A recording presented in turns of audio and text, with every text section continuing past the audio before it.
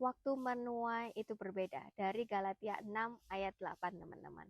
Siapa yang menabur dalam roh, dia akan menuai dalam roh kehidupan yang kekal.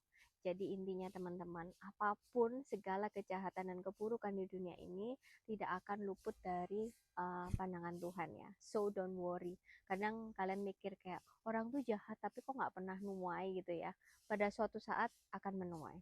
Jadi pesannya hari ini adalah kita sebagai anak Tuhan tidak boleh jemu-jemu berbuat baik ya.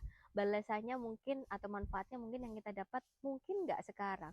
Tapi maybe 5 tahun lagi, maybe 10 tahun lagi, maybe di kehidupan kekal, maybe di anak cucu kita. Jadi mulai sekarang jangan berjemu-jemu berbuat baik karena pasti Tuhan tidak akan berutang pada kita.